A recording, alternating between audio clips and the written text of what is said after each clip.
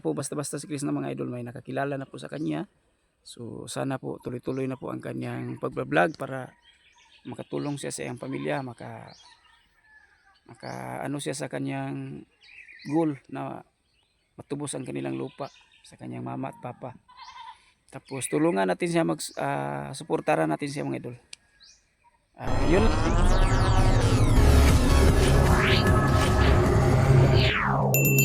Hello, magandang araw sa inyo mga idol, mga PB Team supporters o sa Peking Koreana supporters. Kumusta kamo diha mga idol?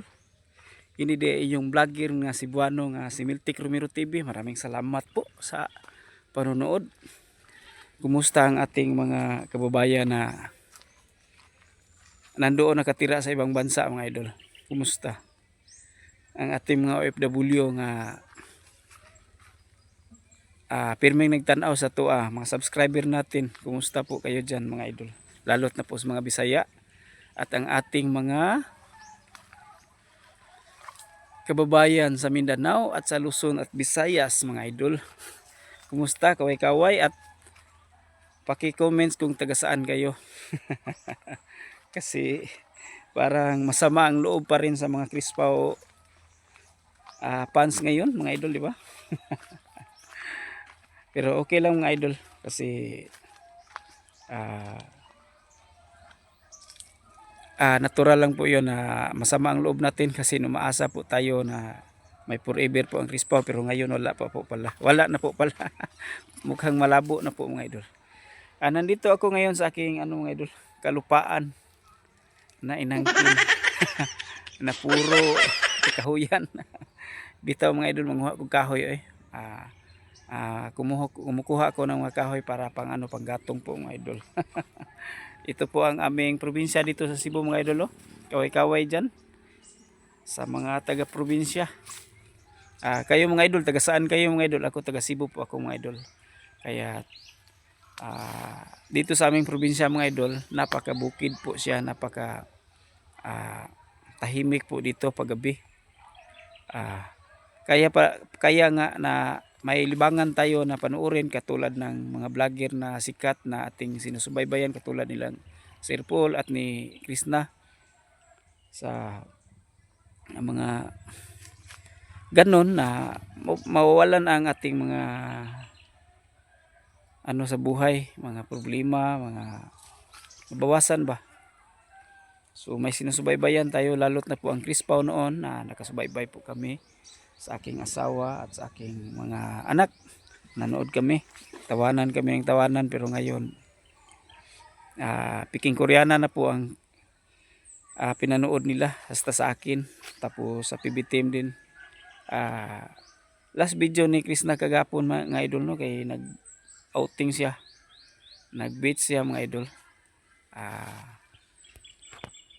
Mabuti yun sa kanya para maaliw na niya ang kanyang pamilya at maaliw niya ang kanyang sarili, kasi parang maunti-unti na makabangon siya sa kanyang mga problema. So masakit man isipin na wala na ang Crispaw, move on na lang po tayo, no, di ba? Support tayo sa Peking Koreana at sa PB Team ni Sir Paul sa kanyang vlog, lalot na po sa kanyang vlog kagabi na yung tinutulungan niya yung magkapatid na Siam yata yun, at saka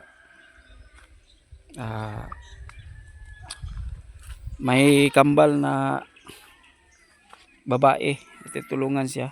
Parang nakakaawa din tingnan kasi ang bahay naman po nila ay grabe po, nakaawa po ang bahay nila mga idol.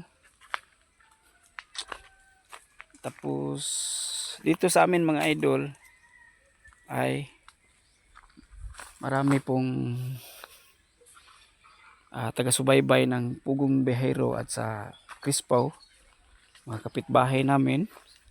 Tapos ngayon nag-uusap kami,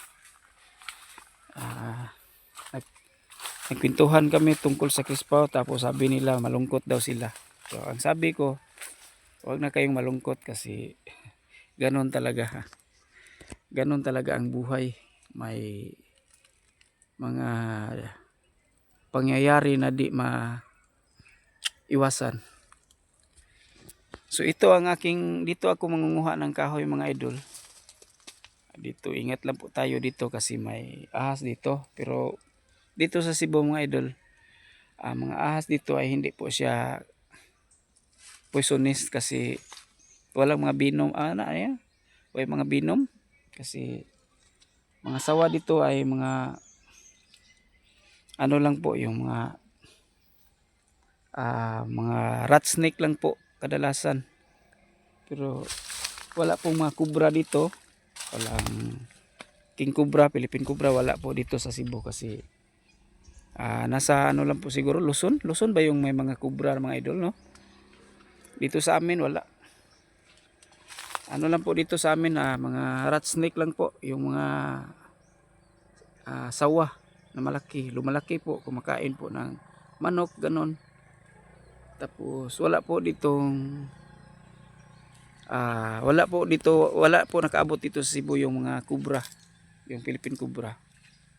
Tapos ingat pa rin tayo kasi marami pong ahas dito pero hindi po siya poisonous, wala po siyang binom ba.